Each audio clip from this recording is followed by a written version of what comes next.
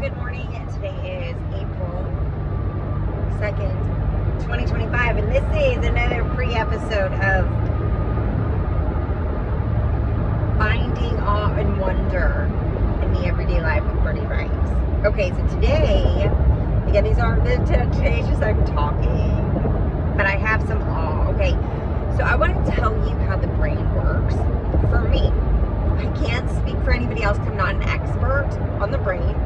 I've studied it, I've researched it, but in no way am I an expert. So everything I speak is always from experience or conjecture of some sort that I am able to, for my expertise of immersion, if you will, in the process. So this is how I feel like my brain works. I have ADHD, clearly. But my brain works in a way that it goes in these cycles, and I think we always have cycles. We have physical cycles. We need to sleep, eat, right? Like we have cycles that our bodies go through, and I think our brains do. So anytime, this is the way I feel like my brain works. I can only take in so much information before literally my brain will not take in any more. So I will take in information, I'll read, I'll research, I'll study, and then it's like, okay, time to process everything that I've read, researched, and studied. Keep it quiet.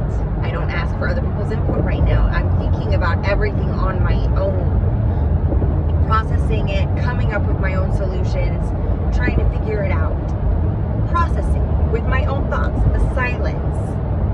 And then other times, I need it to be brain dead while I'm still being productive. So that's like autopilot.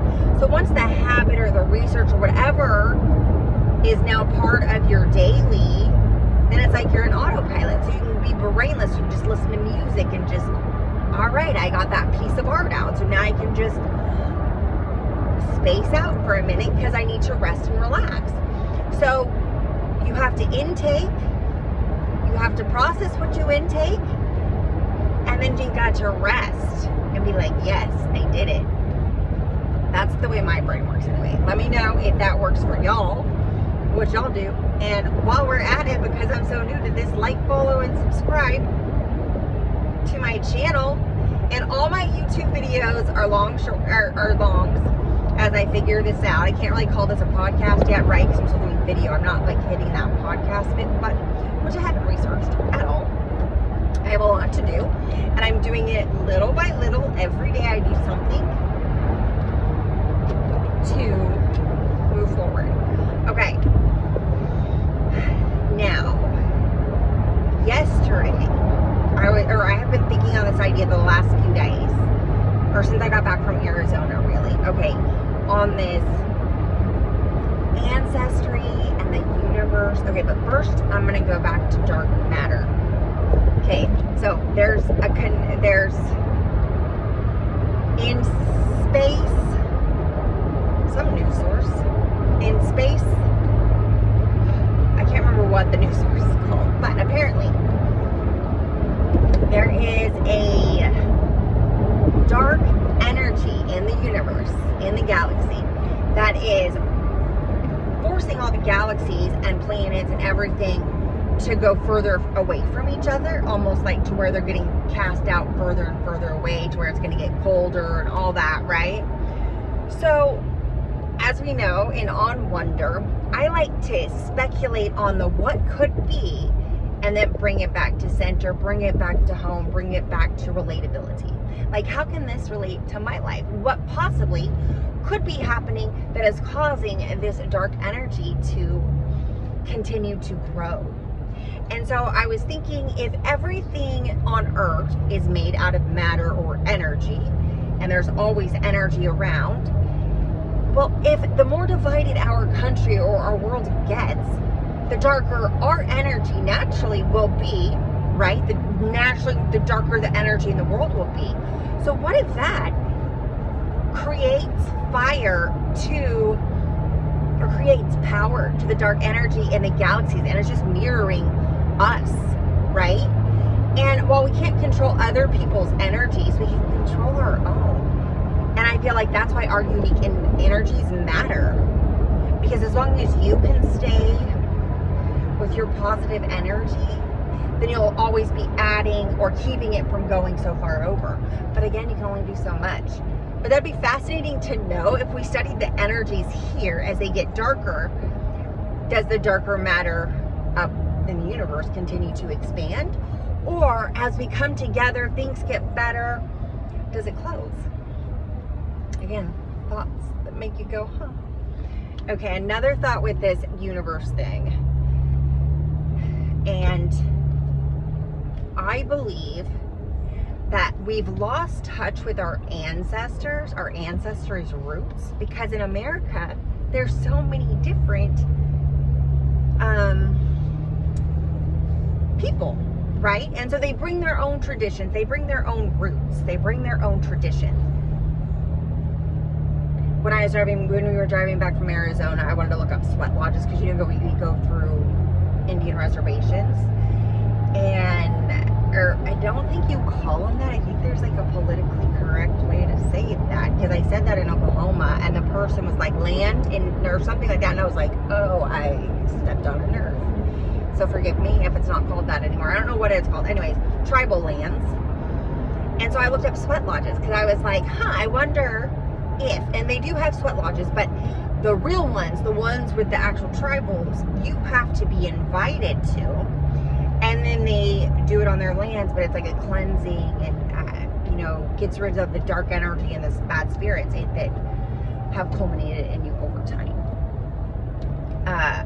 because we let them. We cannot pretend. If a dark matter enters us, we let them, right? We let them, whether we are in an incapacitated state, when we let them. But that dark energy can't enter unless we say, I wonder what this tastes like. Okay?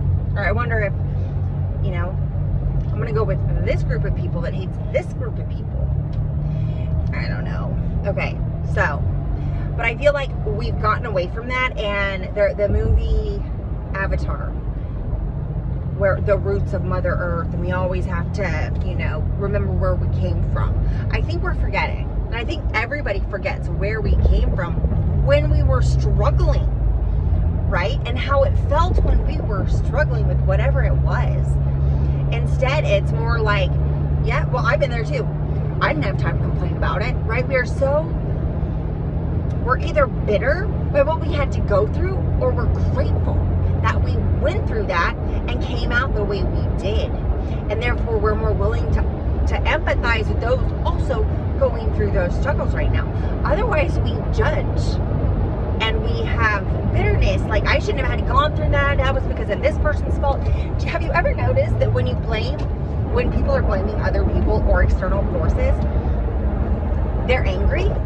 But when they take accountability for themselves and their choices, then they're not. They're just like, they're not angry. It's more like of a sadness within, like, oh, I can't believe I did this. It's more of like a anguish, I think.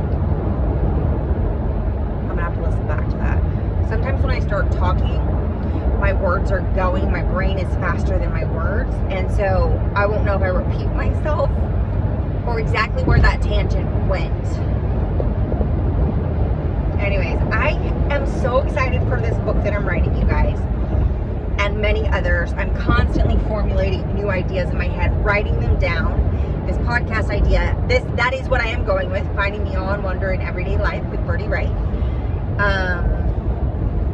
That's what it's going to be called. 100%, I decided on that. So yes, let's go. Let me know what you think in the comments below. Because now I need to, like, time to, like, get serious. I still have my day job, obviously, which I'm commuting to right now. It's an hour and 15-minute commute today across town. So anyways, this might cut out. It's about been 10 minutes. It's been another good... Hopefully there's lots of good info in here that I can cut into shorts. But this book that I'm writing, you'll notice, circling back to the beginning, this processing thing. So I will have input, read, and then I'll process, and I'll be silent, and I'll write a lot, and I won't be on here as much. And then I just want to do nothing. So that's when you'll see the silly little videos, because it's like your brain needs time to reset, and it resets when you're in autopilot or when you're asleep. But when you're in autopilot, I believe you can truly create in those moments, right? Everything is like a circle. Everything is a pattern. It's incredible. Life is so cyclical. Anyway, so I'll start sharing more. But this book is still happening, so like, follow, and subscribe if you want to know more. I'm going to also be doing a newsletter because I know that some of this material might get banned. Not banned, but, you know, where they're like, oh, we don't know if this is appropriate, so, you know, we're going to ban it, or we're going to only show it to a few people. So because I want to share more than what I'm allowed to, per se, online, and to make sure you get it, I will be doing a newsletter or a blog of some sort. That way you get it, and it has writing and the videos that you missed out on, or any news. So if y'all have any ideas or thoughts, let me know. I'm really excited about this. And yeah, I also have a huge research project that I've just started with my book. I'm very proud of myself for thinking of these research projects on my own. You know, I'm not a writer. I didn't go to school for writing. I went to school for health and wellness business management, which I loved. So, but writing and anything, I don't know a lot, right? Except for what I learned in high school and middle school from my English teachers. But other than that, I don't know how to go from point A to point B. So I'm literally figuring it out and reaching out to people as I have questions and whatnot. So, but I have this research project and I'm really excited about it to see where it goes. So that's a surprise for right now. Surprise for right now. Okay, that's it. I hope y'all have a fantastic day.